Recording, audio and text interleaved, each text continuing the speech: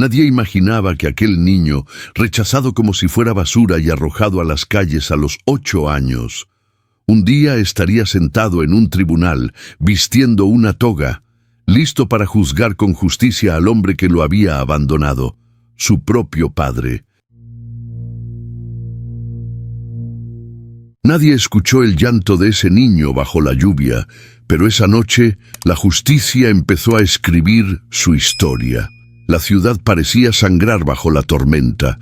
Los relámpagos se abrían paso entre las nubes con violencia y la lluvia golpeaba el pavimento como si tratara de borrar cada pecado que la noche arrastraba consigo. Eran pasadas la 1 de la madrugada en la avenida Río Churubusco, uno de esos lugares donde el ruido de los autos nunca cesa y el corazón de la ciudad late con fuerza, sin importar a quién aplaste en el proceso.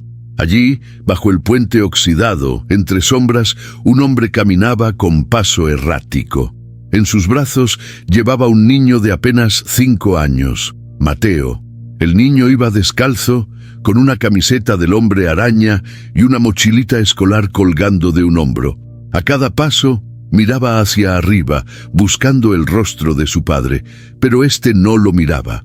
Solo murmuraba cosas sin sentido. Tenía la mandíbula apretada, los ojos rojos, olor a alcohol, a desesperación, a derrota. Se detuvo junto a una columna, mirando hacia la avenida como si esperara que algo o alguien lo hiciera cambiar de idea. No ocurrió.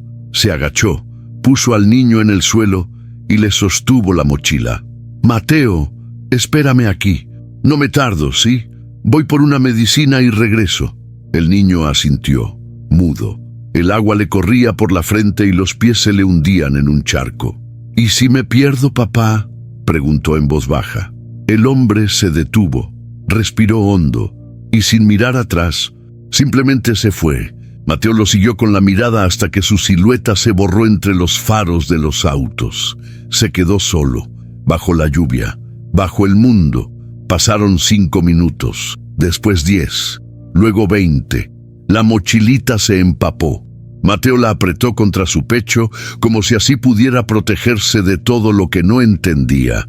Se sentó junto a la base de la columna, con las rodillas recogidas y la barbilla temblando. La ciudad rugía, pero él no hacía ruido, no gritaba, no pedía ayuda, no porque no quisiera, sino porque en su mundo aún creía que papá volvería, que la promesa era de verdad. Una mujer pasó corriendo bajo el puente, lo vio, dudó, siguió. Unos adolescentes en moto se acercaron, rieron, uno le arrojó una lata vacía y aceleraron. Un perro se le acercó, lo olfateó y se fue. La indiferencia de todos fue su primera gran lección. A las 6:23 de la mañana, Juan, un trabajador de limpieza del gobierno, empujaba su carrito por la banqueta. Estaba acostumbrado a encontrar basura, ratas, incluso cuerpos, pero nunca un niño dormido entre cartones mojados. ¿Qué carajos? Se acercó. El niño abrió los ojos lentamente, con los labios morados y los dedos tiesos. Intentó hablar, pero la voz se le quebró. Juan se quitó la capa de plástico que usaba como impermeable y lo cubrió. «¿Dónde está tu familia, hijo? ¿Te escapaste?» Mateo lo miró sin responder. Tenía los ojos grandes, asustados, congelados. Juan no perdió tiempo. Llamó a la policía. Media hora después, Mateo era subido a una patrulla. En el hospital, una enfermera lo revisó. Tenía hipotermia leve, una herida en el pie derecho y moretones viejos en los brazos. Una psicóloga le preguntó: «¿Cómo te llamas, corazón?» «Mateo». «¿Y tu apellido?» El niño bajó la mirada. Solo Mateo. Nadie lo había reportado como desaparecido. Nadie lo reclamó en las siguientes 48 horas. Ni vecinos, ni parientes. Nadie. Fue asignado al orfanato con espacio disponible más cercano. Nuestra Señora del Refugio, un edificio viejo, olvidado por el tiempo, perdido en las calles sin esperanza de Iztapalapa. Las paredes estaban cuarteadas, las camas sin colchones decentes, y el olor a humedad era constante. En la entrada, Un letrero de metal decía: «La disciplina es amor en forma de orden». La directora, Madre Eloísa, era una mujer de manos huesudas y mirada de piedra. Nadie sabía cuántos años tenía, pero su voz era ley. Aquí no se pregunta, no se grita, no se llora. Aquí se obedece o se paga. Mateo fue asignado a la habitación 12, cama 6. Le dieron un uniforme usado, zapatos que no eran de su talla y un cuaderno vacío. La primera noche, Mateo no durmió. El colchón estaba duro. Un niño de al lado roncaba, otro lloraba bajito con la cara escondida en la almohada. Nadie lo consoló. Al segundo día preguntó por comida extra. Lo mandaron al rincón sin hablar por 6 horas. Al tercero, un niño lo empujó en el patio. Cuando Mateo se defendió, ambos fueron castigados con limpieza de baños durante la madrugada. Fue ahí donde conoció a Tomás, un chico de unos 9 años, flaco y con cara de viejo. Le ofreció un trapo para secarse. «Si no te quiebras, sobrevives», le dijo, y desde entonces Mateo aprendió a no quebrarse. Durante las clases de la mañana, Mateo se destacó por aprender rápido. Sabía leer palabras básicas, entendía los números y memorizaba oraciones con facilidad, pero eso no le traía recompensas. Al contrario, ser notado era peligroso. «No queremos sabiondos», decía Sor Mercedes, su maestra. Así que Mateo se volvió invisible, silencioso, observador. Aprendía en secreto, practicaba cuando los demás dormían, copiaba fragmentos de los libros viejos que encontraba en la biblioteca y en su cuaderno escondido dibujaba puentes y lluvia, una y otra vez. Un año después, cuando cumplió 6, Mateo salió al patio en la noche. La luna estaba cubierta por nubes. Tenía en la mano su peluche viejo, el único recuerdo de la mochila azul, ahora destrozado por las polillas. Cavó un hueco con sus propias manos detrás del árbol seco del patio.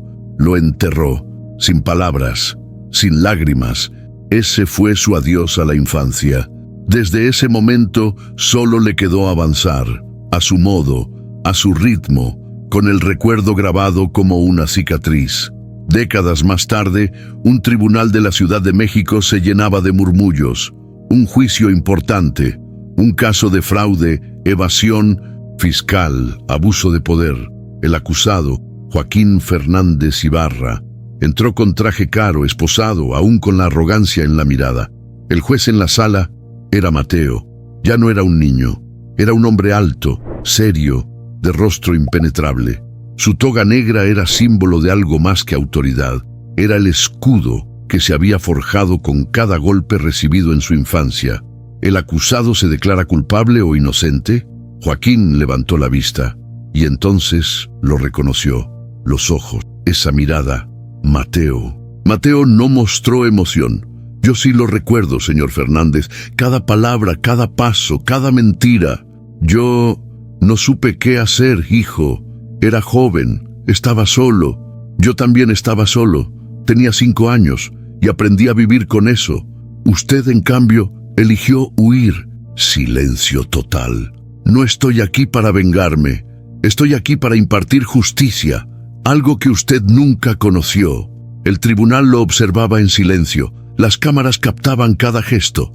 Mateo respiró hondo. Lo que usted me arrebató, yo me lo devolví, solo, sin su ayuda. Y ahora usted tendrá que enfrentar lo que nunca enfrentó, la verdad. Mateo caminaba en fila con los demás niños, en silencio, siempre en silencio. El desayuno era a las 6 y cualquier retraso implicaba pasar el resto del día sin comer. La leche sabía a polvo y el pan estaba rancio, pero nadie se quejaba. No porque estuvieran conformes, sino porque sabían lo que ocurría si lo hacían. La disciplina era sagrada dentro de Nuestra Señora del Refugio. Las paredes eran frías, pero no tanto como las miradas. El afecto era una palabra que no se pronunciaba. Las monjas no tenían tiempo para ternura, y los cuidadores eran hombres que ya habían perdido toda sensibilidad hace años. El orfanato no criaba niños, criaba sobrevivientes. Mateo tenía ahora 6 años. Ya no lloraba por las noches, no preguntaba por su papá ni por su mamá. Ni siquiera pensaba en ellos. Los había borrado de su mundo, como quien cierra un libro y lo entierra en un cajón para siempre. Lo único que le quedaba era observar, aprender en silencio y no sobresalir, porque en ese lugar quien llamaba la atención era castigado. Tomás se había convertido en su sombra, un niño de 9 años, flaco, con el cabello siempre enredado y los ojos hundidos. Había llegado un año antes que él y había aprendido todas las reglas no escritas del refugio. Tomás le enseñó a no quedarse solo nunca, a no mirar directamente a los ojos de los adultos y a guardar su comida extra bajo el colchón. Nadie los consideraba amigos, porque esa palabra era demasiado grande para ese mundo, pero estaban juntos, y en ese lugar eso bastaba. Un día, después de clases, Mateo encontró una hoja suelta detrás del armario. Era de un viejo libro de leyes, rota, amarillenta, escrita en palabras que apenas entendía. Se la guardó en el bolsillo como si fuera un tesoro. Esa noche, a escondidas, la leyó una y otra vez. Artículo, norma, justicia. La palabra justicia le provocaba algo en el pecho, como una chispa que no sabía explicar. No sabía qué significaba exactamente, pero la sentía. Pasaban los meses. Mateo aprendía rápido, memorizaba oraciones, resolvía cuentas de cabeza y dibujaba mapas de memoria. Lo hacía en secreto, porque sabía que si las monjas descubrían que destacaba demasiado, lo castigarían. Ya le había pasado a otro niño, Benjamín, que recitaba poesías completas y una vez corrigió a una cuidadora. Lo encerraron 2 días sin luz. Cuando salió, no volvió a hablar. Desde entonces, Mateo solo destacaba donde nadie miraba. Sabía leer cada gesto de los adultos. Sabía cuándo guardar silencio, cuándo agachar la cabeza, cuándo alejarse.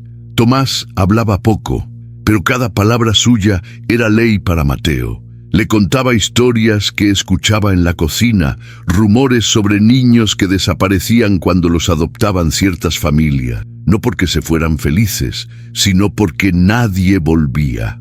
Nadie mandaba cartas, nadie llamaba, simplemente se esfumaban. Una noche, mientras llovía, Tomás le confesó a Mateo que había intentado escapar una vez, pero lo atraparon y lo castigaron encerrándolo en la bodega del subsuelo durante 3 días. Nadie lo buscó, nadie preguntó. La libertad no se pide, le dijo Tomás. Se roba.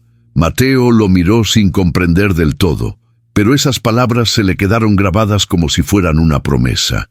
El orfanato organizaba visitas de vez en cuando. Personas que venían a conocer a los niños, la mayoría parejas sin hijos o familias ricas buscando caridad. Mateo aprendió a no ilusionarse. Los niños que se portaban bien eran alineados, peinados, puestos en fila para sonreír a desconocidos. Él miraba desde lejos. Una vez, una pareja se interesó en Tomás. Le preguntaron cosas, le regalaron un juguete. Al día siguiente, Tomás ya no estaba. Le dijeron que había sido adoptado, pero nadie le explicó nada más. Esa noche Mateo no pudo dormir. Se quedó sentado en su cama, abrazando la manta, sintiendo que algo le faltaba. Al día siguiente buscó a Tomás por todo el patio, por los pasillos, por el almacén, por el comedor. No estaba. Preguntó a Sor Mercedes, pero le dijo que no hiciera tantas preguntas. Esa misma tarde, Mateo fue castigado por curiosidad excesiva. Le quitaron los zapatos durante 3 días y le asignaron tareas extras en la cocina. Fue ahí, fregando platos con agua fría, que Mateo empezó a planear su propio futuro. No pensaba en escapar, no pensaba en venganza, pensaba en aprender, en saber todo lo que nadie quería que supiera. Encontró una vieja enciclopedia olvidada en el depósito. Se robaba hojas, las escondía en la manga del suéter y las leía por las noches bajo las sábanas, usando la luz que se filtraba por la ventana. Aprendió palabras nuevas, términos, frases latinas que no entendía pero que sonaban como conjuros. Habeas corpus, indubio pro reo, nullum crimen, nulla poena sine lege. Eran como hechizos que protegían a las personas, que les daban poder. Mateo no hablaba de sus planes con nadie, solo con su cuaderno escondido. Ahí escribía todo lo que leía, lo que soñaba, lo que deseaba. Dibujaba un lugar distinto, un lugar con libros, con orden, con justicia. Soñaba con un escritorio grande, con una silla de madera, con una balanza dorada colgada en la pared. No sabía por qué soñaba eso. No sabía cómo se llamaba ese lugar, pero lo quería. Cada castigo que recibía, cada noche, sin cena, cada empujón de los cuidadores, era una lección, una prueba, un entrenamiento. No lo sabía, pero se estaba formando. Cada lágrima que no derramaba se convertía en acero en su alma. Un día, una inspectora del DIF vino al orfanato. Mateo la vio llegar desde la ventana del salón. Era una mujer joven, de voz dulce y ojos cansados. Caminó por los pasillos, habló con las monjas, revisó los dormitorios. Nadie le dijo nada fuera de lo normal. Pero cuando llegó al comedor, Mateo se levantó. Caminó hasta ella y la miró a los ojos. Fue la primera vez que lo hacía con un adulto. «Mi nombre es Mateo. ¿Usted trabaja con leyes?» La inspectora lo miró sorprendida. Asintió. «Sí, pequeño». «¿Por qué?» Mateo sacó de su bolsillo una hoja arrugada con fragmentos del Código Civil que había copiado. «¿Esto es real?» La mujer tomó la hoja, la leyó, sonrió. Era una sonrisa triste. «Sí, es real. ¿La justicia existe?» Ella tardó en responder. A veces, Mateo no dijo más. Solo bajó la cabeza y volvió a su lugar. Esa noche escribió en su cuaderno: «A veces no es suficiente. Yo haré que sea siempre». Los años pasaron. Mateo creció. A los 11 ya ayudaba a los cuidadores con tareas de administración. No por confianza, sino porque sabían que era obediente, eficiente y no hacía preguntas. Aprovechaba para revisar documentos, entender cómo funcionaban las adopciones, los registros, los traslados. Todo lo memorizaba, todo lo archivaba en su mente como si preparara un juicio invisible. A los 13, una nueva directora llegó al orfanato, menos cruel, más burocrática. Mateo se ofreció como asistente. Le permitieron acceso a la pequeña biblioteca interna. Le dieron una credencial del DIF y con ella descubrió que podía ir a la biblioteca pública. Allí, por primera vez, vio un libro de derecho completo. Lo sacó con manos temblorosas. Lo abrió como si fuera un tesoro sagrado y leyó durante horas. Desde entonces, regresaba cada semana, cada sábado. Estudiaba leyes como otros niños jugaban fútbol. Leyó sobre juicios históricos, sobre jueces que cambiaron leyes, sobre sentencias que marcaron vidas. No lo hacía por venganza, lo hacía por necesidad, porque era la única forma que conocía de sobrevivir. Una tarde, mientras caminaba de regreso al orfanato, pasó por debajo de un puente. No era el mismo, pero la sensación fue igual. El ruido de los autos, el olor a humedad, el eco del agua cayendo por las grietas. Se detuvo, cerró los ojos y recordó su padre, su voz. «Ahorita regreso». No lloró, no maldijo, solo susurró algo para sí mismo. «Algún día tú vas a tener que escucharme». Y siguió caminando. Cuando Mateo cumplió 17 años, no hubo fiesta, ni despedida, ni discurso. Solo una carpeta manila con unos papeles arrugados, una copia de su CURP mal impresa y una dirección falsa que figuraba como su residencia anterior. Le dieron una muda de ropa usada y 200 pesos. Nada más. «Ahora eres mayor». «De edad», dijo. «Ve a hacer tu vida», dijo la nueva directora sin mirarlo. Mateo cruzó el portón del orfanato con una mochila al hombro. No miró atrás. No porque no quisiera, sino porque sabía que si lo hacía, las pocas fuerzas que le quedaban se romperían, y aún no podía darse el lujo de quebrarse. Había una ciudad esperando, una ciudad inmensa, indiferente, ruidosa, una ciudad que no le debía nada, que no lo recordaba, que lo había ignorado desde que tenía 5 años y estaba empapado bajo un puente. Aún así, Mateo avanzó. Su primer noche la pasó en una terminal de autobuses, sentado junto a una pared, con el estómago vacío y el corazón ardiendo. No tenía contactos, no conocía a nadie. Solo recordaba el nombre de una colonia, Tlalpan, donde alguna vez había visto en un libro que había universidades. Lo eligió como destino sin pensar demasiado. Tomó un camión y bajó en una avenida donde la gente parecía tener rumbo. Caminó durante horas, entró en ferreterías, panaderías, tiendas de abarrotes, pidió trabajo. Siempre la misma respuesta: necesitamos experiencia. Se busca a alguien mayor. Lo sentimos, no hay vacante. Durmió en la calle. Comió lo que encontró en la basura detrás de una fonda. Fue rechazado en un comedor comunitario por no tener identificación oficial. En su segundo día en libertad, fue asaltado por otros 2 jóvenes que vivían en la calle. Le quitaron los zapatos. Lo golpearon por no tener dinero. Nadie intervino. Mateo comenzó a entender que el mundo no solo era duro, sino cruel, que la calle era una versión amplificada del orfanato. Nadie se preocupaba por los débiles, nadie extendía la mano. Aquí no había monjas, aquí no había reglas, aquí no había castigos, solo consecuencias. El tercer día, una patrulla lo detuvo mientras dormía en una banca. Un oficial joven lo revisó sus papeles, hizo una llamada y al final lo dejó ir con una advertencia. Si vuelves a dormir aquí, te vamos a remitir por alteración del orden. ¿Y dónde quiere que duerma?, preguntó Mateo. Eso no es mi problema, muchacho. Esa noche caminó hasta la entrada de una biblioteca pública. Las puertas ya estaban cerradas. Se acurrucó junto a una jardinera, usando su mochila como almohada.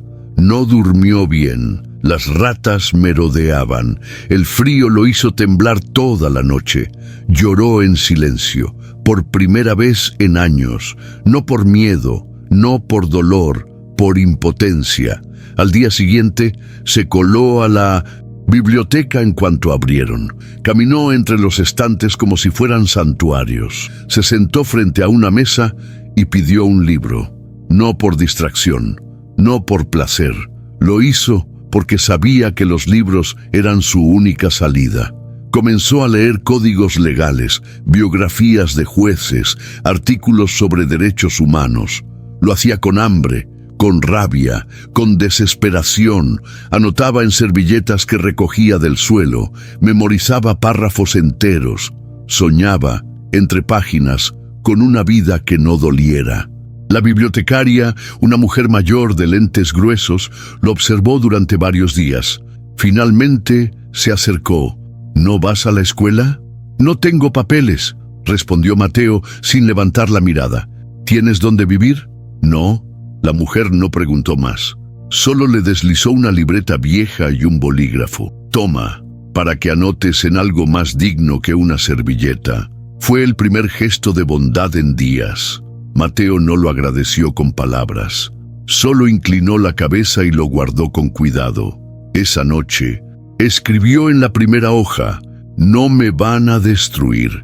Con el tiempo, la bibliotecaria, doña Marta, comenzó a dejarle comida envuelta en papel aluminio. Nunca decía nada. Solo la dejaba en la esquina de su escritorio. Una torta, un pan, un vaso de leche. Pequeños actos que mantenían a Mateo con vida, pero el mundo no se detiene y la realidad golpea con fuerza. Una tarde, al salir de la biblioteca, un hombre de traje le habló. Se presentó como agente de ventas, le ofreció trabajo, le prometió techo, comida y un sueldo. Mateo dudó, pero el hambre y el frío eran más fuertes que la desconfianza. Lo siguió. El supuesto trabajo era otro infierno. Una bodega donde dormían 8 jóvenes hacinados, sin ventilación, sin ventanas. El empleo consistía en entregar volantes bajo el sol, sin sueldo fijo, con vigilancia constante y amenazas veladas. Si protestaban, no comían.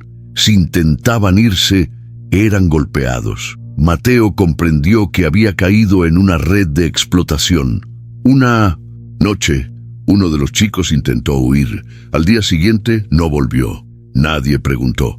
Nadie quería ser el siguiente. Mateo esperó, observó, planeó. Robó un celular viejo que uno de los supervisores dejaba cargando en la oficina. Llamó al 911 desde el baño, con la voz temblando pero firme. Dio la dirección. Luego regresó a su lugar como si nada. Horas después llegó una patrulla. Hicieron una redada. El lugar fue clausurado. Los jóvenes liberados. Mateo no dio su nombre completo. No se quedó. No pidió ayuda. Solo caminó hasta perderse entre las calles. Esa noche volvió a la biblioteca.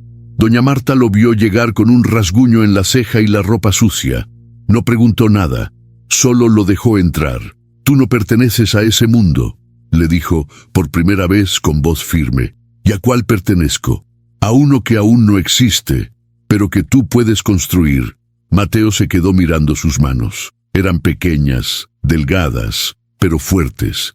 Pensó en los libros, en los artículos, en las balanzas, en los juicios. Pensó en justicia. Doña Marta lo ayudó a tramitar sus papeles, lo presentó a un maestro retirado que daba clases de regularización. Mateo estudió como nunca, presentó el examen de equivalencia de secundaria, lo aprobó. Luego preparó el de preparatoria abierta, también lo pasó. Cada diploma que recibía lo pegaba en una pared invisible en su mente.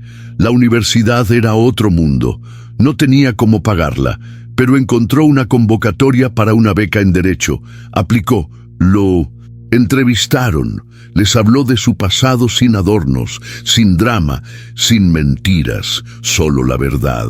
Cuando recibió la carta de aceptación, lloró, esta vez sin miedo, sin impotencia. Lloró por lo que había logrado, por no haberse rendido. Aún vivía en condiciones precarias. Dormía en una habitación compartida, trabajaba limpiando oficinas por las noches, estudiaba de día, comía lo justo, se enfermaba, se curaba solo, pero seguía adelante, siempre adelante. Uno de sus profesores, al notar su talento, le ofreció ser su asistente, lo introdujo al mundo judicial. Mateo comenzó a asistir a juicios reales, a escuchar veredictos, a estudiar sentencias, y un día, por primera vez, se sentó en un tribunal como oyente. Vio a un juez dictar una condena con voz firme. Lo observó con admiración y con determinación. Sabía que no había nacido para ser víctima. Sabía que no había nacido para ser invisible. Sabía que el niño que fue abandonado bajo la lluvia estaba destinado a impartir justicia. Y sin embargo, por dentro, aún vivía con el miedo de no ser suficiente, de que todo se rompiera, de que alguien lo señalara y dijera, «Tú no perteneces aquí». Pero cada vez que ese pensamiento lo golpeaba, se repetía a sí mismo, «Lo que soy, lo forjé con dolor, y nadie me lo va a quitar». ¿Y tú qué habrías hecho en su lugar? ¿Seguirías luchando? ¿O te rendirías ante un mundo que parece empeñado en aplastarte? Déjalo en los comentarios. Queremos conocer tu verdad. Nunca pensó que lo volvería a ver. No así, no de esa forma, no con esa mirada. Cuando Joaquín Fernández Ibarra escuchó su nombre pronunciado por el juez de la sala, sintió como algo dentro de él se resquebrajaba. Hacía décadas que no escuchaba ese nombre dicho con esa frialdad. ¿Sabe quién soy?, preguntó aquella voz. Lo miró bien, y entonces lo supo. El niño, aquel niño que había dejado bajo el puente, Mateo, su hijo. La sala giró, el sudor le corría por la nuca, los labios se le secaron, los ojos le ardían, pero no lloró, porque Joaquín ya no lloraba, no desde aquella noche, esa noche maldita. Afuera llovía como si el cielo se desmoronara. Llevaba 2 días sin dormir, sin comer, con los ojos hinchados de tanto llorar y la cabeza retumbando por todo lo que había perdido. Su mujer, María Elena, había muerto hacía una semana. Fue todo tan rápido. Un diagnóstico, un hospital público saturado, una operación fallida, una llamada a las 3 de la madrugada, y luego, silencio. Lo peor no fue la muerte, fue lo que vino después, las deudas, las miradas, las puertas cerradas, las palabras que no se decían. María Elena era la que sostenía todo. Él, Joaquín, apenas sobrevivía vendiendo dulces en el metro. A veces conseguía algún trabajo como cargador en la Merced, pero ella era la que cuidaba a Mateo, la que organizaba la casa, la que creía que las cosas mejorarían. Cuando ella se fue, todo se vino abajo. Los vecinos dejaron de ayudar. Su cuñada se negó a recibirlo. Su casero lo amenazó con sacarlo si no pagaba antes del viernes. Tenía a Mateo mirándolo con esos ojos enormes, inocentes, preguntando cuándo volvería mamá. Y él no tenía respuestas, solo deudas, miedo y una rabia sorda que le crecía por dentro. Tomó la decisión sin pensarlo. No la planeó, no lo meditó, solo sintió que no podía más. Mateo dormía cuando lo envolvió en un impermeable y lo sacó en brazos. Caminó como autómata por las calles oscuras. Llovía sin amparar.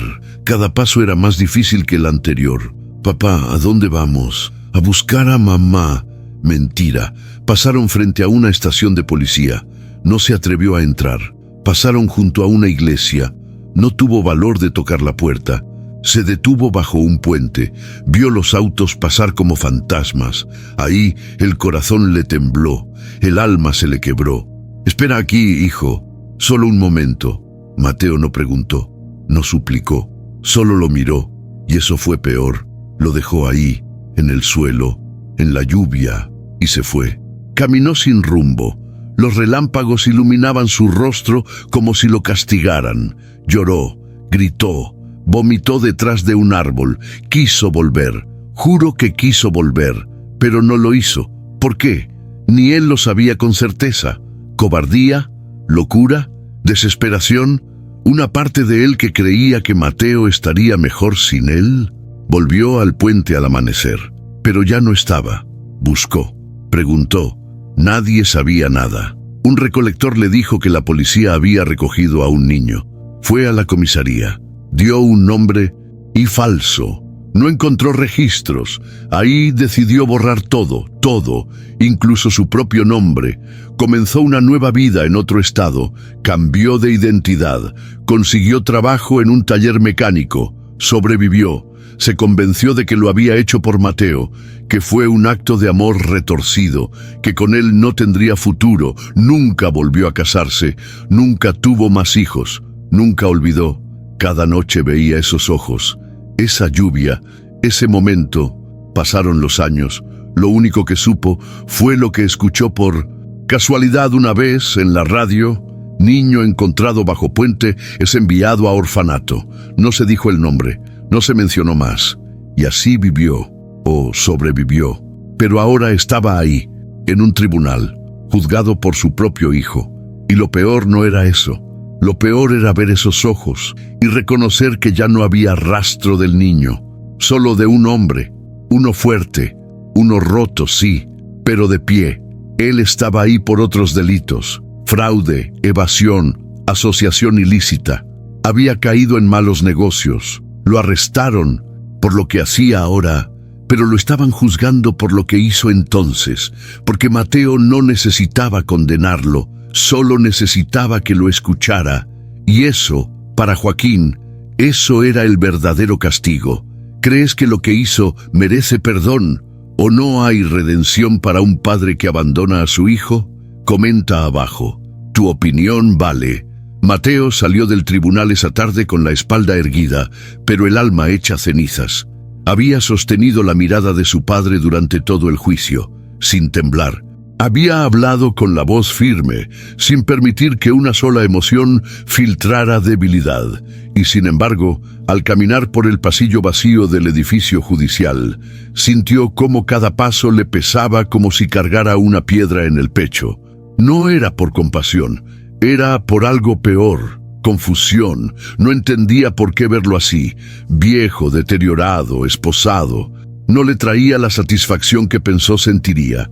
Llegó a su oficina, cerró la puerta, Se sentó en la oscuridad y por primera vez en mucho tiempo no pudo concentrarse, ni siquiera en sus libros, ni en su agenda, solo en una palabra que no quería pronunciar, y sí, fue entonces que su secretaria tocó la puerta.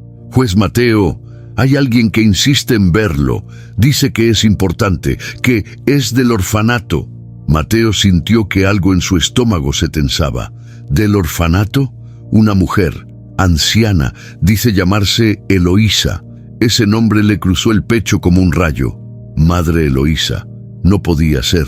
Se levantó, respiró hondo y fue hacia la sala de... «Espera». La vio sentada con un bastón entre las manos, encorvada, los ojos hundidos, pero aún vivos. Ya no usaba hábito. Vestía de civil, un suéter de lana gruesa, zapatos ortopédicos, el cabello recogido. «Mateo», dijo ella como si nunca hubieran pasado los años. «Sabía que algún día volvería a verte. ¿Qué hace usted aquí? Vine a entregarte algo». La mujer sacó de su bolso un sobre amarillo cerrado con cinta adhesiva. Lo extendió. «Esto me lo entregaron cuando tú llegaste al orfanato. Me pidieron que lo guardara y nunca lo abrí hasta hace poco». Mateo tomó el sobre con manos temblorosas. Lo reconoció. Era la misma mochila azul, el mismo papel, el mismo símbolo de aquel día. «¿Por qué me lo da ahora? Porque no tengo nada más que hacer con mi vida, porque estoy muriendo y porque tú eres el único que merece saber la verdad». Mateo no respondió, solo tomó el sobre y volvió a su oficina. Lo puso sobre el escritorio, lo miró durante minutos, finalmente lo abrió. Había una carta, una hoja de cuaderno doblada y una fotografía vieja.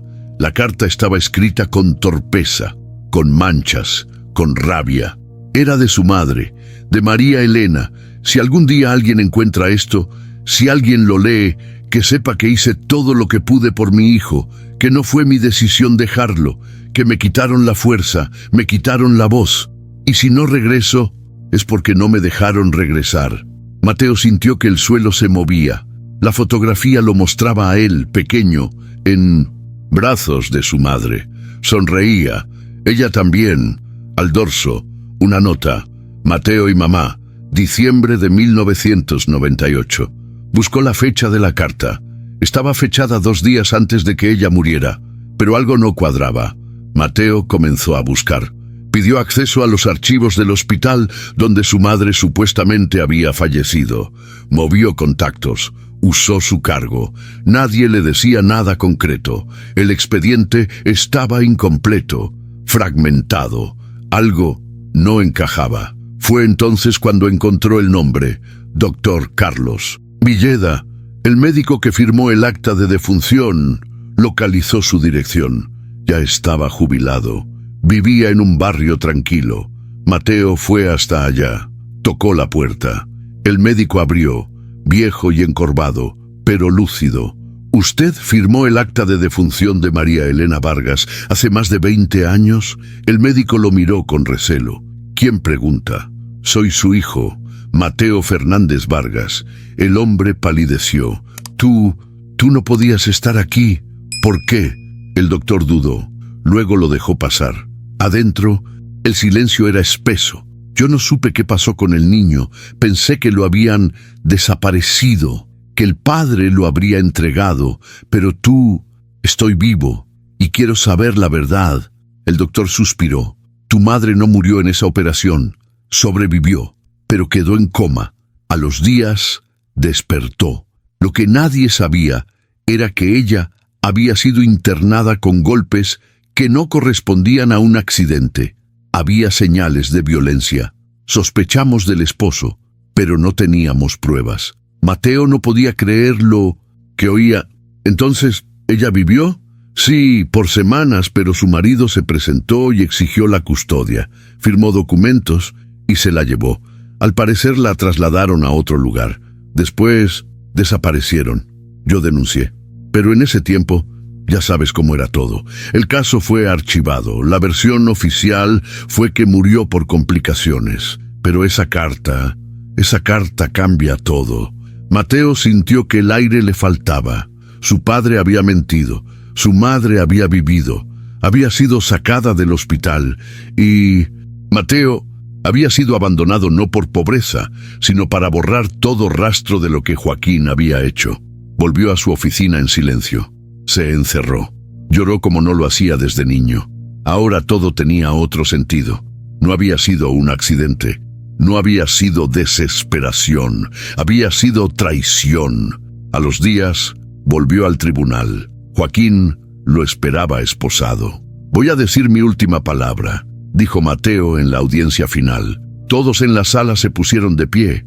«Durante años creí que fui abandonado por necesidad, por miedo, por pobreza. Me convencí de que la justicia era castigo, que debía medir el dolor con precisión, pero ahora sé la verdad y ya no tengo dudas». Joaquín lo miraba sin poder hablar. «Mi madre no murió como usted dijo. Usted mintió, usted huyó, usted nos borró. A los dos». Mateo se acercó, lo miró de frente. «Y aún así, no voy a dictar mi sentencia con odio, porque no soy usted». Joaquín lloró por primera vez, silencioso, derrotado, y el tribunal también guardó silencio. «¿Qué harías tú si descubrieras que todo tu pasado fue una mentira? ¿Perdonarías o buscarías justicia hasta el final? Escríbelo en los comentarios, tu voz también importa». Mateo salió del tribunal con la frente en alto. La sentencia había sido leída, el proceso había terminado. Joaquín Fernández Ibarra fue condenado por sus crímenes actuales: fraude, evasión, falsedad documental. Nada relacionado con el abandono, con lo otro, con lo esencial. Pero para Mateo, eso ya no importaba. El verdadero juicio había ocurrido en su interior, y él había ganado, no con odio, no con venganza, sino con la verdad. Subió al taxi sin decir palabra, abrió la ventana, cerró los ojos. El viento le rozaba el rostro, como si el universo, por primera vez, le reconociera el mérito de haber resistido, no de haber sobrevivido, de haber hecho lo correcto. Llegó a casa tarde, un departamento modesto, libros por todas partes, una cafetera vieja, un perchero torcido. Nada, lujoso, pero propio, su espacio, su mundo. Cerró la puerta con llave, se sentó en la silla de madera frente a su escritorio, sacó del cajón la foto de su madre. «Lo logré, mamá», susurró, «pero me hiciste falta todos los días». Encendió una vela, no por religión, sino por respeto, por algo interno que le pedía cerrar el ciclo. El teléfono vibró, era un número desconocido. «Bueno, juez Mateo, disculpe que lo moleste a esta hora. Soy Cecilia, del DIF. ¿Encontramos algo, o mejor dicho, alguien?» Él frunció el ceño. «¿Alguien?» «Sí, una mujer mayor. Está en un centro de cuidados desde hace años. Ingresó sin identificación. Solo decía un nombre una y otra vez: Mateo». El corazón de Mateo se detuvo por un segundo. «¿Dónde está?» Esa misma noche fue hasta el centro. Al llegar, el aire olía a desinfectante y café recalentado. La enfermera lo condujo por un pasillo largo, donde se escuchaban voces perdidas en la niebla de la edad. Al fondo, en una habitación con una ventana, sin cortinas, una mujer delgada de cabello blanco miraba por el cristal como si esperara a alguien desde siempre. Mateo sintió que las piernas le temblaban. «María Elena Vargas», dijo la enfermera. «Nunca recibió visitas, no recuerda casi nada, excepto ese nombre, el suyo». Mateo entró sin decir palabra. La mujer lo miró, frunció el ceño, parpadeó y luego sonrió. «Mateo». Él cayó de rodillas frente a ella. «¿Mamá?» La mujer le acarició el rostro, con dedos temblorosos, con lágrimas que no necesitaban explicación. «Sabía que volverías. Nunca dejé de esperar». El tiempo pareció detenerse. Todo el dolor, toda la rabia, toda la soledad ya no pesaban, ya no dolían, ya no estaban. Pasó la noche con ella, hablando, riendo, llorando. A ratos ella se perdía, a ratos recordaba, pero en su mirada había algo que ninguna tormenta había logrado apagar: amor. En los días siguientes, Mateo movió cielo y tierra para obtener la tutela. Aceleró trámites. Llamó contactos, usó su influencia y logró llevársela a vivir con él. María Elena dormía en la habitación que antes era su estudio. Comía poco, caminaba lento, pero estaba viva. Y cada noche, al despedirse, repetía la misma frase: «Gracias por encontrarme, hijo». Y él respondía: «Tú me encontraste primero». La prensa pronto se enteró de la historia. No todo, solo lo que Mateo permitió. Juez mexicano se reencuentra con su madre desaparecida tras décadas de separación. Hubo entrevistas, homenajes, reconocimientos, pero él no buscaba eso. Solo quería que su madre supiera quién se había convertido él. En una ocasión, durante una cena con autoridades del Poder Judicial, un colega lo miró fijamente y dijo: «Usted representa lo mejor del sistema, Mateo. Justicia con dignidad». Mateo sonrió, no por vanidad, sino porque, por primera vez, sentía que pertenecía. Visitó el orfanato una última vez. Ya no era el mismo. Otro nombre, otra directora, otra pintura en las paredes. Pero él reconocía cada rincón, cada sombra, cada esquina donde había guardado el llanto. Dejó en la recepción un sobre, dentro una carta. «Para el niño que ahora duerme en la cama. 6. No sé tu nombre, no sé tu historia, pero sé cómo duele sentirse solo. Te prometo que el mundo es más grande que estas paredes, y tú, aunque no lo creas, vales más de lo que te han dicho. Resiste, aprende, no dejes que ellos definan quién serás. Con todo el corazón». Alguien que también estuvo ahí salió sin decir nada. Esa noche soñó con lluvia, pero ya no era fría. No había tormenta, solo un niño corriendo bajo el agua, libre, riendo. Un niño que por fin había dejado de tener miedo. ¿Qué significa para ti la justicia? ¿Es castigar o sanar? ¿Has perdonado algo que parecía imperdonable? Cuéntalo en los comentarios. Tu historia puede inspirar a otros. Mateo llevaba semanas sin sentarse frente a un tribunal. Desde que su madre había llegado a su vida, los días se sentían diferentes. No, más vacío al llegar a casa, no más silencios que dolían. Había una calma nueva y con ella una especie de claridad que nunca había conocido, pero el mundo no deja que la calma dure mucho tiempo. Una mañana, al llegar al juzgado, su secretaria le pasó una carpeta urgente. «Juez Mateo, el defensor público solicitó que usted revise este caso. El acusado es menor de edad. Dicen que el proceso ha estado lleno de irregularidades». Mateo hojeó las primeras páginas. El acusado se llamaba Ismael Gómez, 17 años, arrestado por robo a mano armada, sin antecedentes, sin familia, declarado culpable en un juicio rápido. ¿Ya hay sentencia? Sí, 10 años en prisión, sin derecho a apelación. Mateo alzó la vista. 10 años, por un robo menor. El expediente estaba lleno de tachaduras, hojas mal copiadas, firmas dudosas. ¿Dónde está el muchacho? En el reclusorio juvenil. Mateo pidió verlo, personalmente. Ese mismo día, fue hasta el centro de detención. La sala de visitas era gris, sin ventanas. Lo esperaban con recelo. Pocos jueces se molestaban en hablar con los acusados después de dictar sentencia. Ismael entró con las manos esposadas, delgado, morena clara, ojos que no sabían si confiar o no. ¿Usted es mi juez? No fui yo quien dictó tu sentencia, pero estoy aquí para entender por qué nadie te escuchó. Ismael no respondió. Se encogió de hombros. No hay nada que decir. Me atraparon. Punto. ¿Lo hiciste? Sí. ¿Solo? Ismael dudó. Bajó la cabeza. No. Mateo cruzó los brazos. ¿Quién más estaba contigo? No importa. A mí me agarraron. Los demás se fueron. No voy a delatar a nadie. ¿Y por qué lo hiciste? Silencio. Luego, una risa amarga. Tenía hambre. ¿Eso sirve?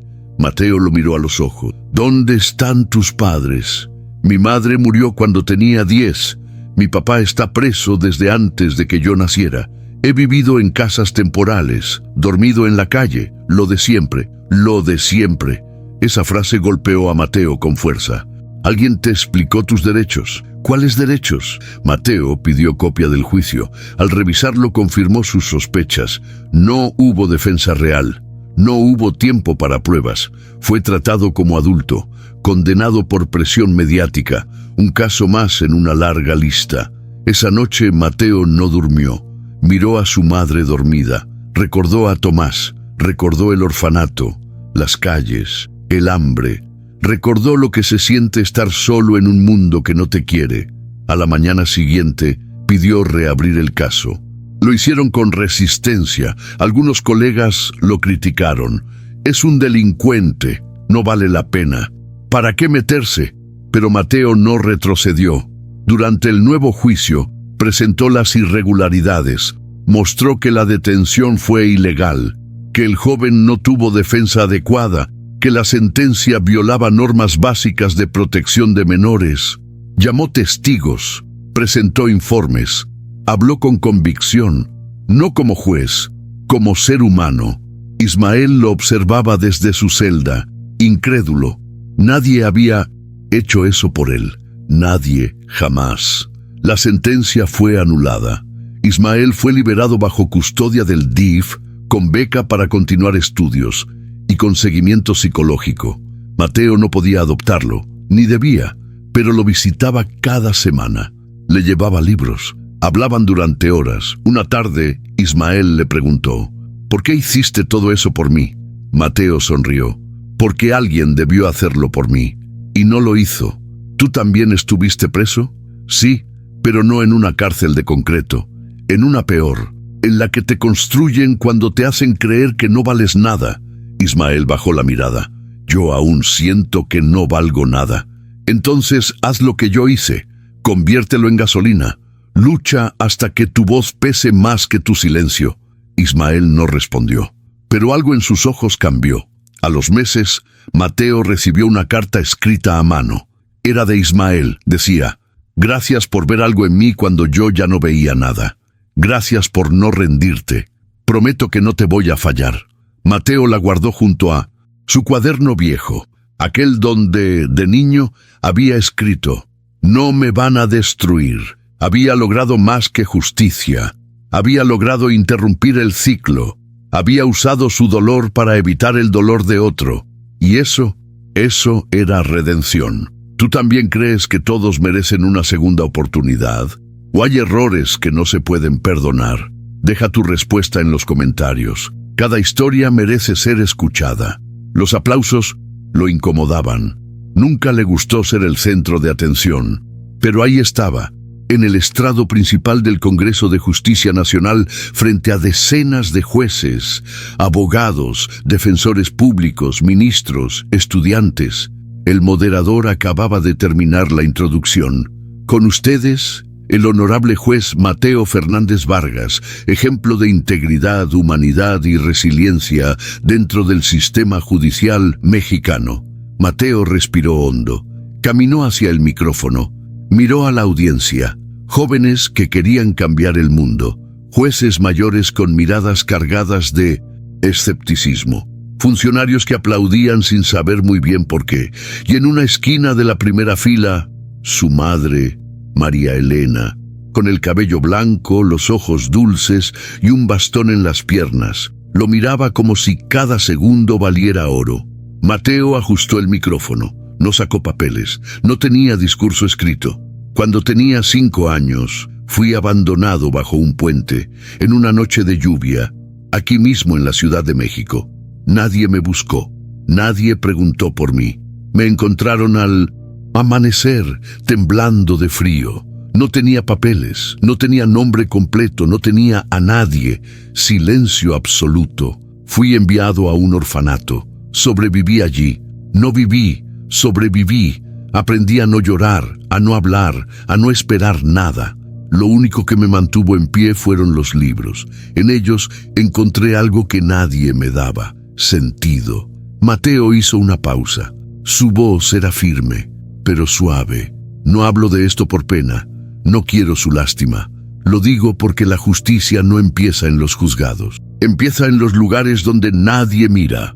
en los callejones, en los orfanatos, en los barrios olvidados, en las historias que nunca se cuentan. La sala entera seguía en silencio. Nadie se movía. Nos enseñan que la justicia es ciega, que trata a todos por igual, que es neutral, pero eso no es verdad. La justicia, tal como está, tiene memoria selectiva. Recuerda a los poderosos, a los visibles, olvida a los demás. Y cuando olvida, también condena. Un joven en la tercera fila comenzó a tomar notas apresuradamente. Un ministro se inclinó hacia adelante. He visto cómo se dictan sentencias sin entender al ser humano detrás del expediente. Cómo se llenan cárceles de niños pobres mientras los adultos ricos salen libres por falta de pruebas. He visto cómo se rompen vidas en 20 minutos de audiencia mal llevada. Mateo respiró. ¿Qué significa entonces ser juez? Se respondió él mismo. Significa tener el coraje de mirar lo que otros no quieren ver. Significa recordar que cada nombre en un documento es una vida, que cada firma en una sentencia pesa, que el poder de cambiar una historia está, muchas veces, en una sola decisión. Volvió a mirar al público. No pido compasión, pido conciencia. Que ningún otro niño sea olvidado como lo fui yo. Que ningún joven enfrente la cárcel sin haber tenido al menos una voz que lo defienda de verdad. Que ningún juez olvide que la justicia no es castigo, es equilibrio, silencio, silencio lleno, silencio que decía más que 1000 discursos. Mateo bajó el micrófono, no hubo aplausos inmediatos, la gente se quedó quieta, como si necesitaran digerir lo que acababan de escuchar, y entonces una mujer se puso de pie, aplaudió, y luego otra, y otra, y otra, hasta que toda la sala se levantó. Un aplauso que no era de celebración, era de respeto, de reconocimiento, de verdad.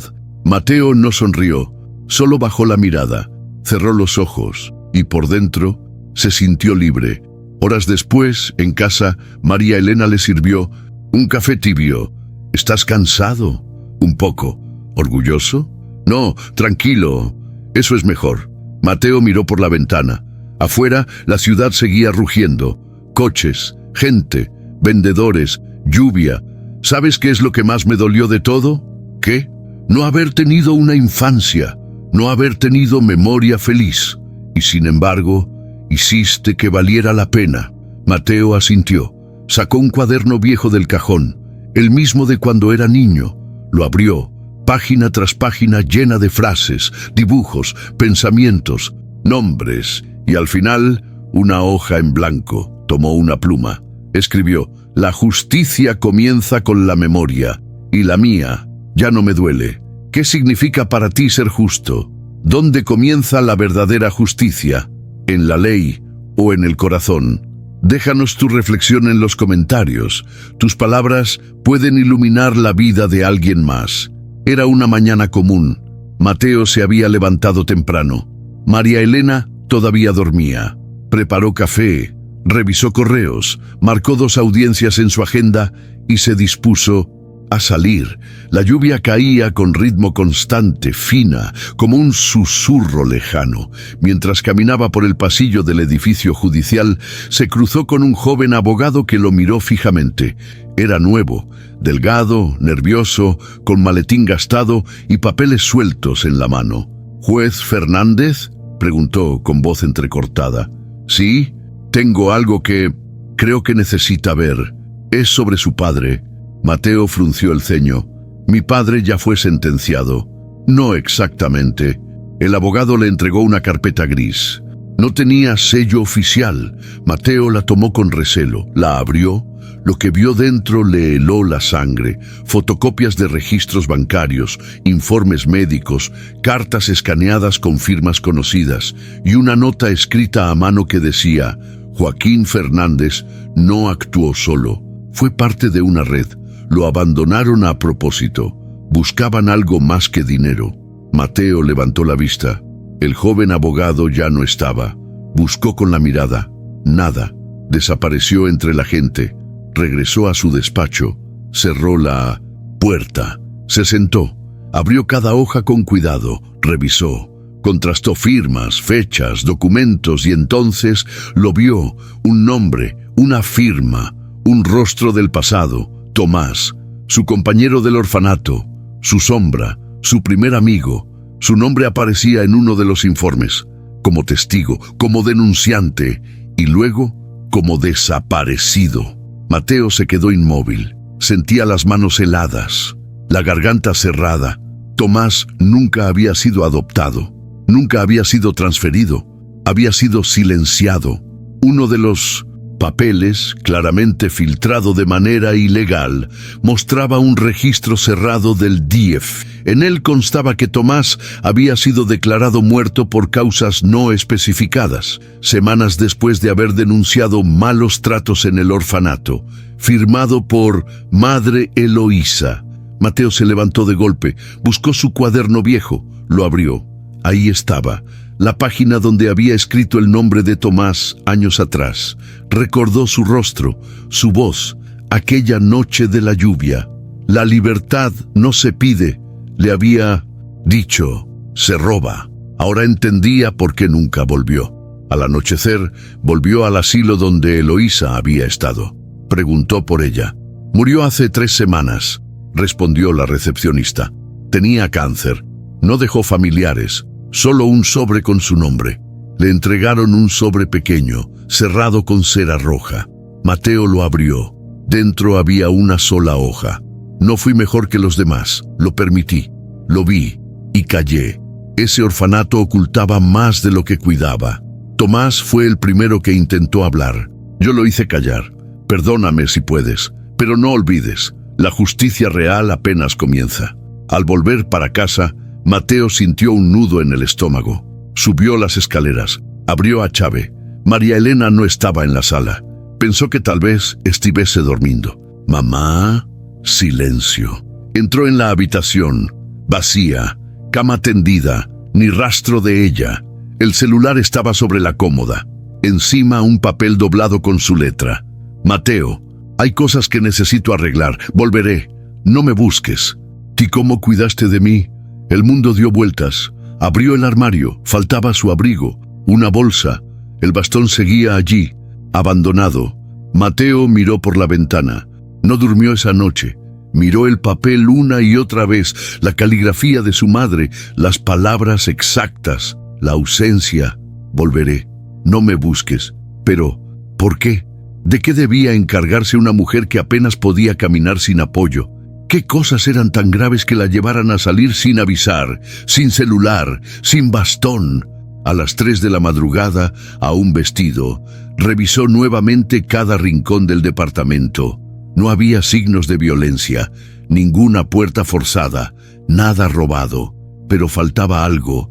Más que su madre, faltaba sentido.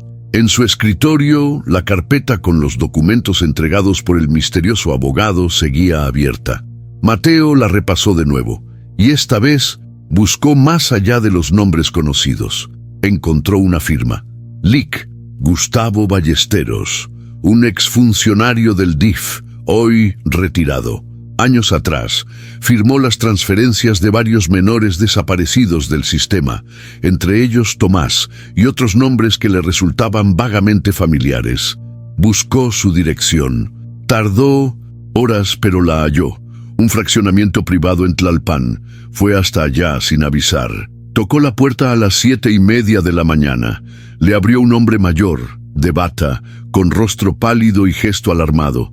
¿Qué quiere? Mi nombre es Mateo Fernández. Soy juez. Vengo a hacerle unas preguntas sobre su tiempo en el DIF. ¿A esta hora? Es urgente. El hombre dudó, luego lo hizo pasar. Mateo no perdió tiempo. Usted firmó la transferencia de un menor llamado Tomás. Hace más de 20 años, el rostro del hombre cambió. Yo firmé muchos casos. No recuerdo todos. Mateo sacó la hoja impresa. Se la puso en las manos. Este no es uno más. Este fue silenciado. Ballesteros miró el documento. Tragó saliva. Yo solo seguía órdenes. Había una lista. Unos niños eran trasladados.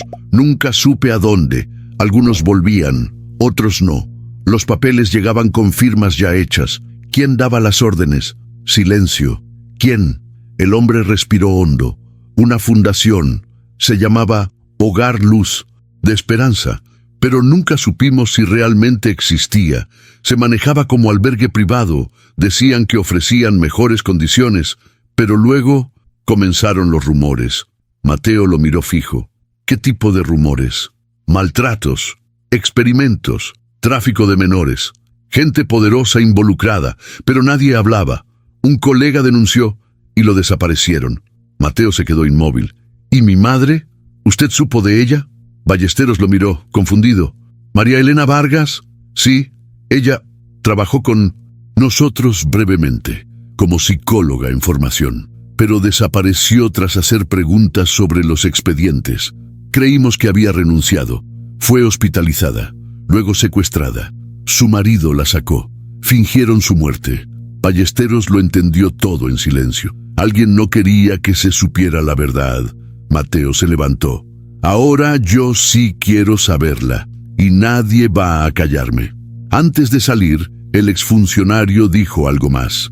Si vas a seguir con esto, ten cuidado. Esto no terminó con los traslados. Lo que había detrás sigue vivo.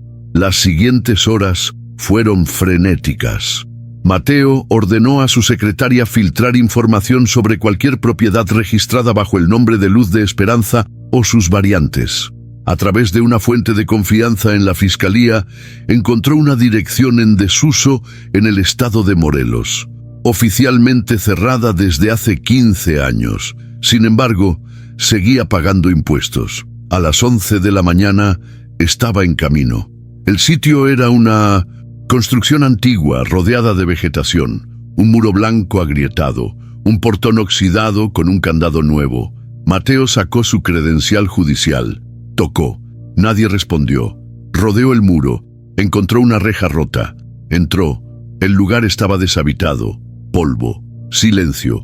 Un columpio oxidado. Juguetes viejos, pero en una de las habitaciones, huellas frescas de pisadas. Y sobre una mesa, una fotografía. Mateo, Tomás, María Elena. Los tres, juntos, recortados de diferentes fotos, pegados como una composición grotesca, y detrás una palabra escrita con marcador negro. Aún no acabó. Mateo regresó a la capital esa noche. No quiso ir directo a casa. Fue al juzgado. Necesitaba silencio, segurança, pero ao abrir sua sala, havia alguém esperando.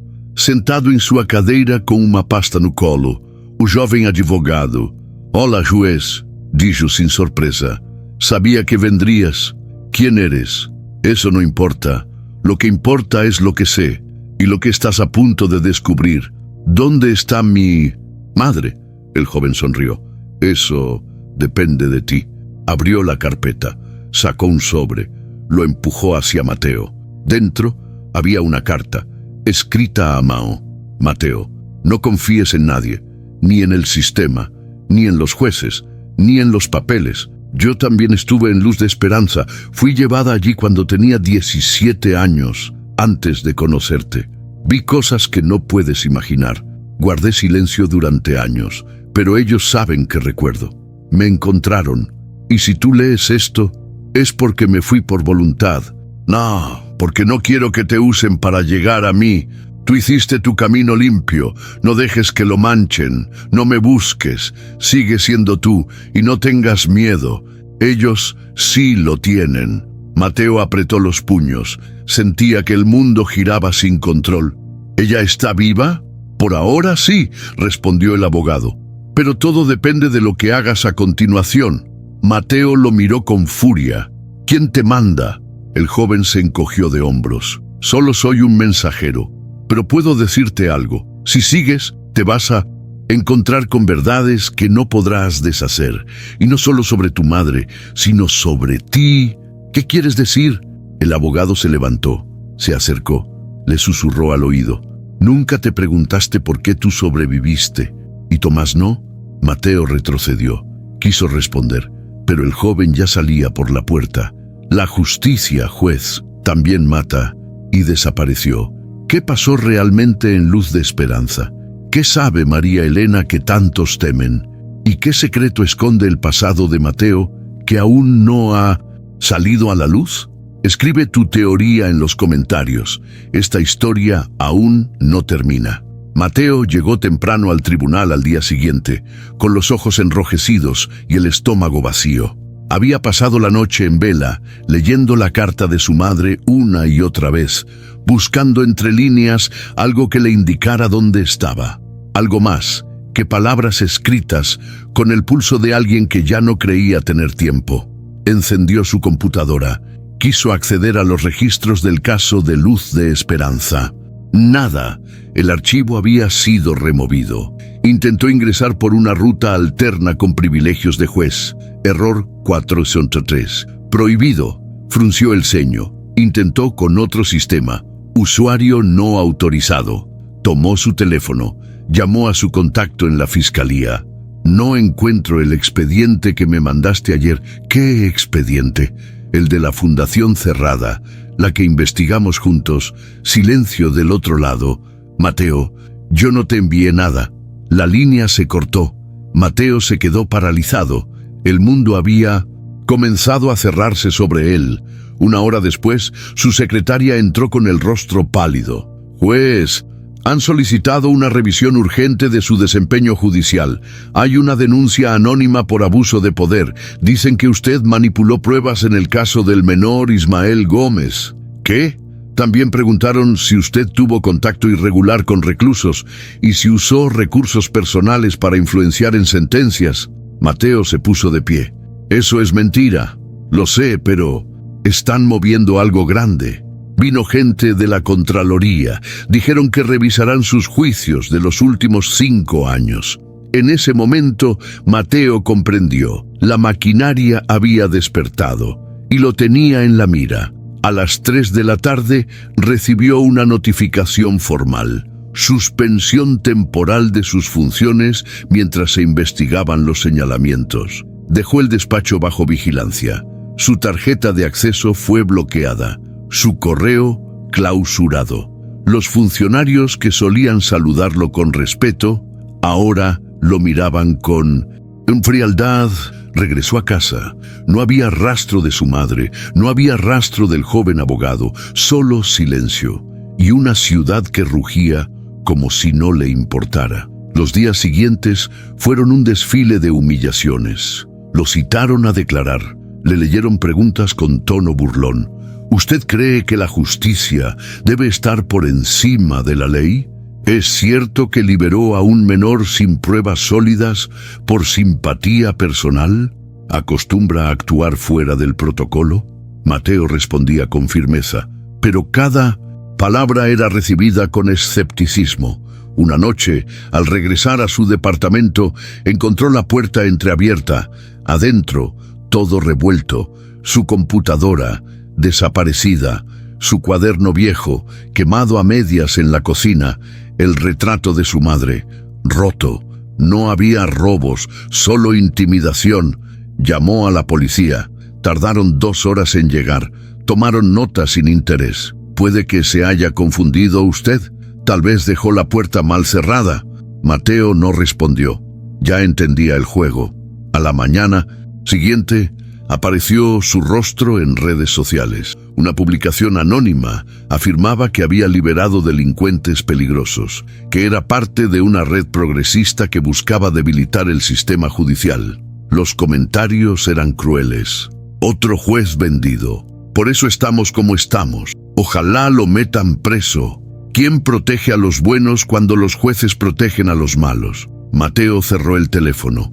No tenía cómo defenderse.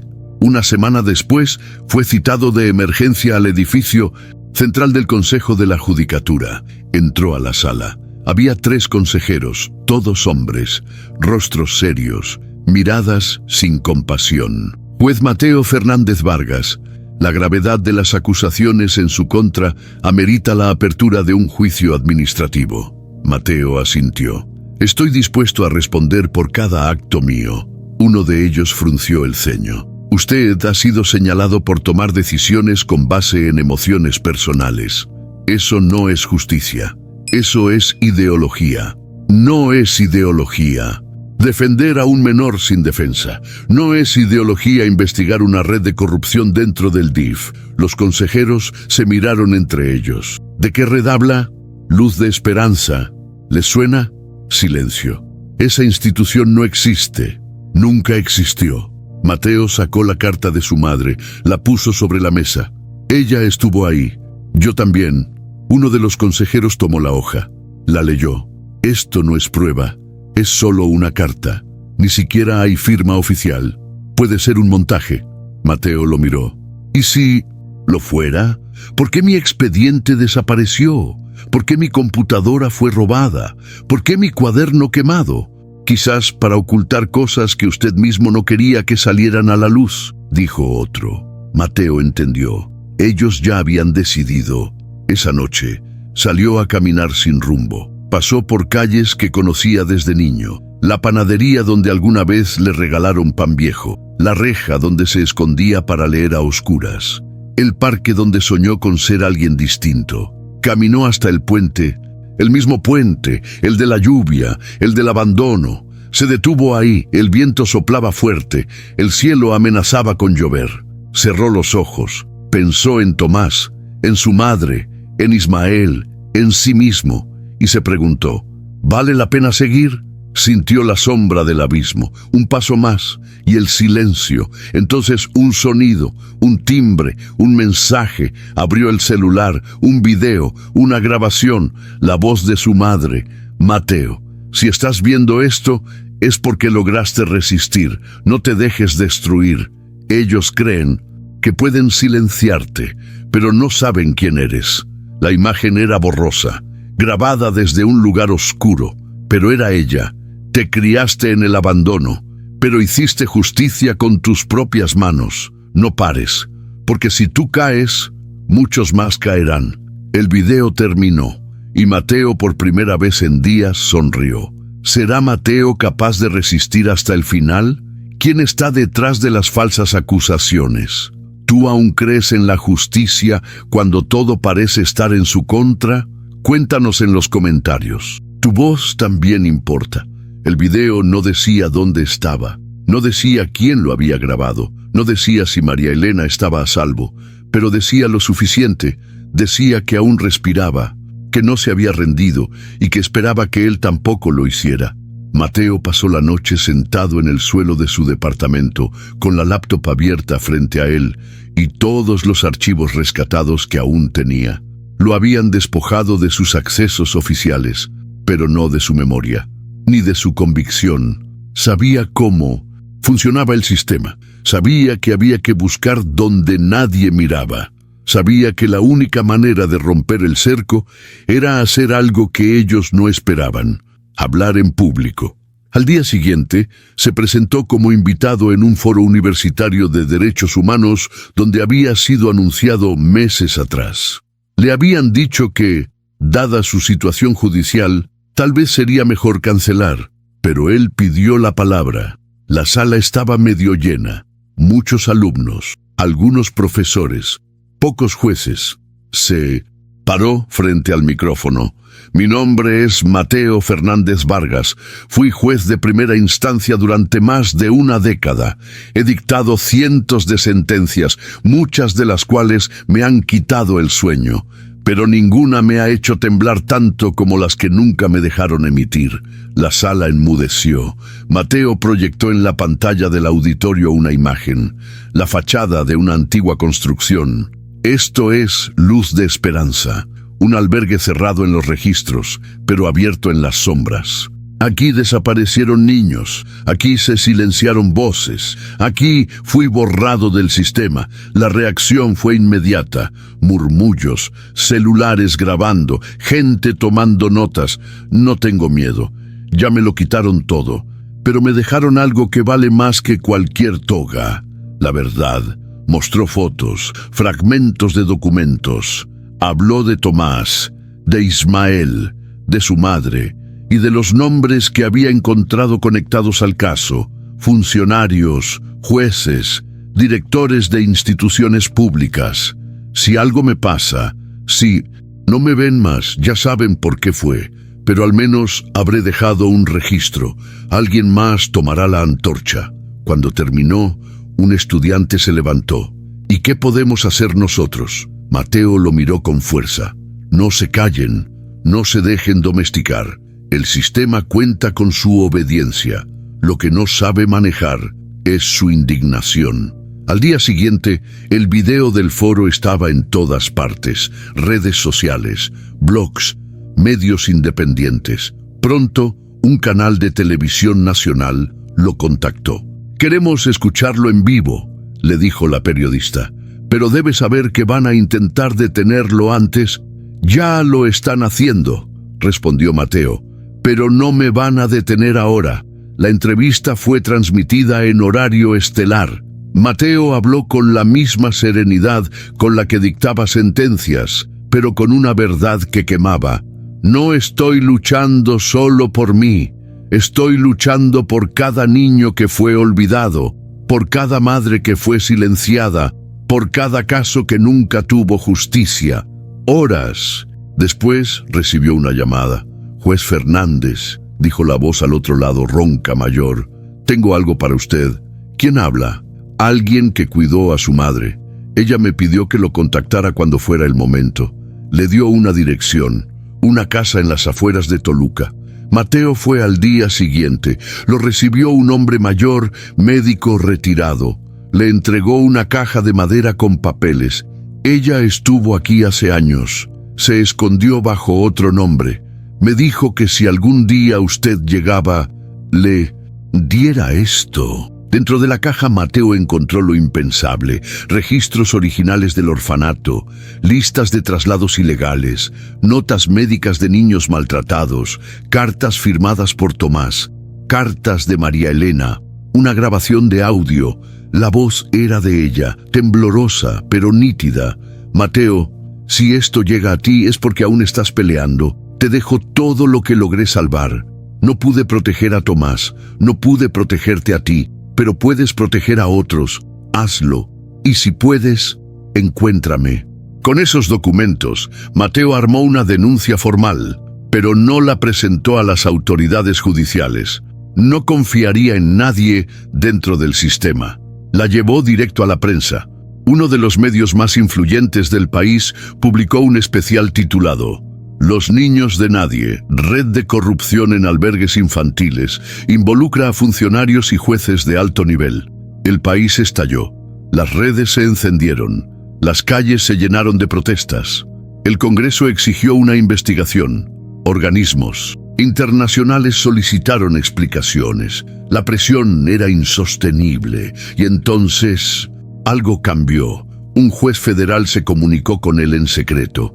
«Mateo, los altos mandos quieren silenciar esto, pero si aceptas declarar como testigo protegido, podemos ayudarte. No necesito protección, necesito justicia. Entonces prepárate, van a venir por ti». Esa noche, Mateo no volvió a casa. Se refugió en un lugar seguro con ayuda de periodistas. Al amanecer, se enteró de lo inevitable. Su casa fue allanada. Su antigua oficina fue sellada. 2 de sus antiguos colegas fueron detenidos, pero la noticia que lo dejó sin aliento fue otra. Una mujer, identificada como María Elena Vargas, había sido encontrada en un centro clandestino de atención médica en Veracruz.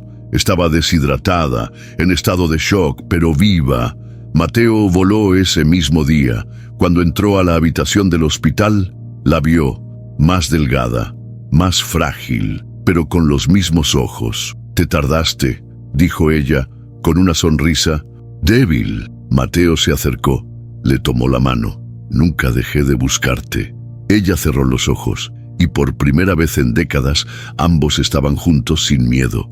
«¿Crees que la verdad siempre sale a la luz? ¿Hasta dónde estarías dispuesto a llegar para protegerla? Comparte tu pensamiento en los comentarios. La historia aún no termina».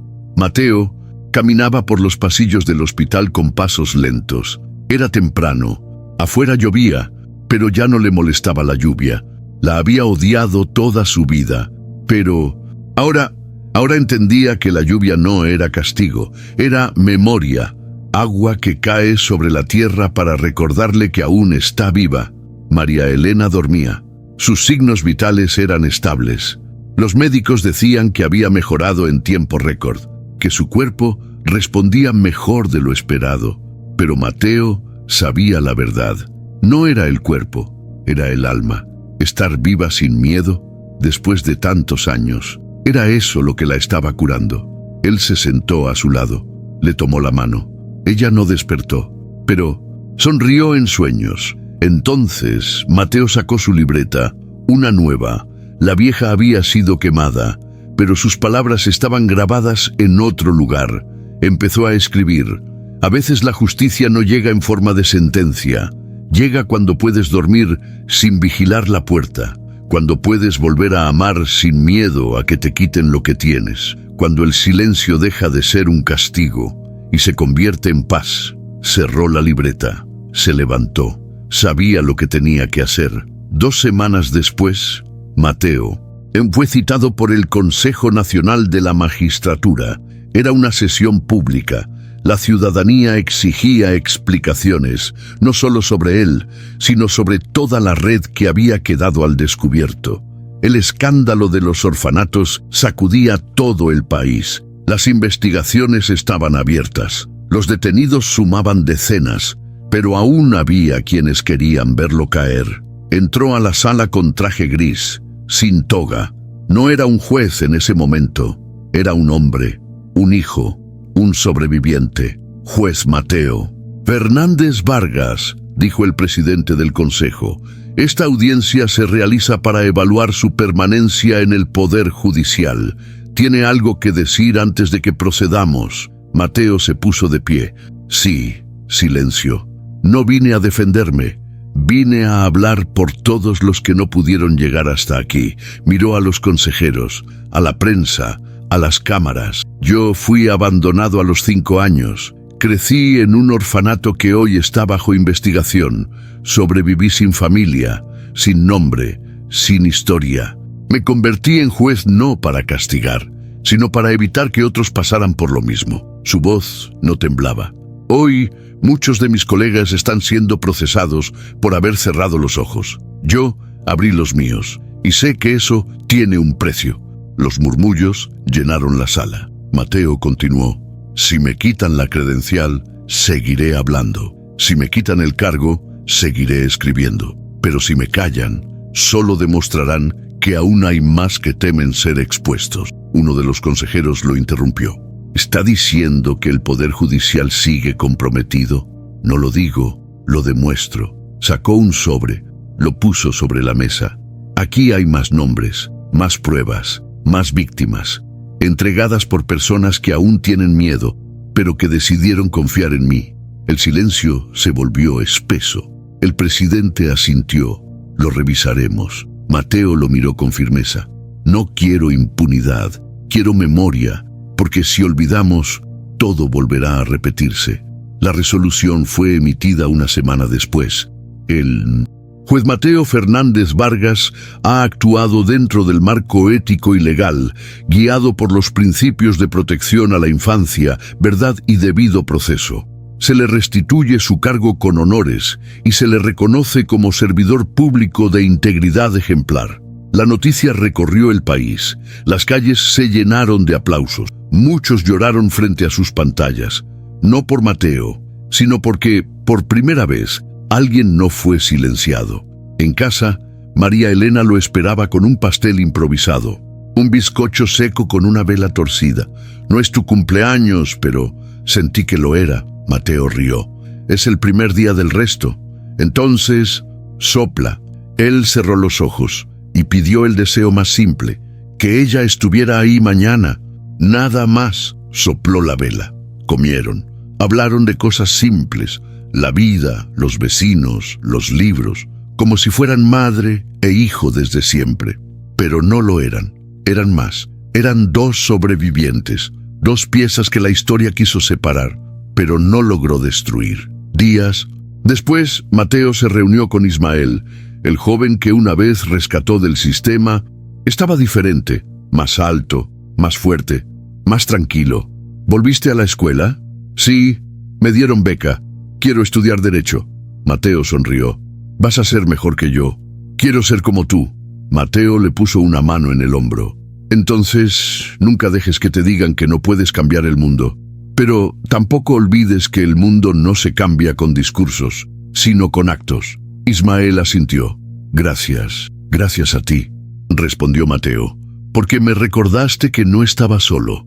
Un año después, Mateo publicó un libro, El juicio del silencio. Fue un éxito, no por fama, sino por impacto. Miles de personas escribieron, compartieron, se animaron a contar sus historias. Muchos niños fueron localizados, algunas familias se reencontraron y otras simplemente comenzaron a sanar.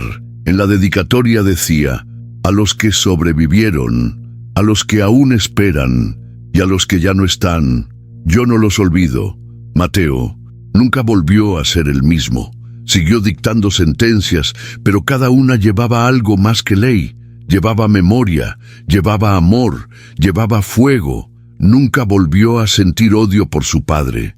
Tampoco lo perdonó. Simplemente lo entendió y decidió no repetir su historia.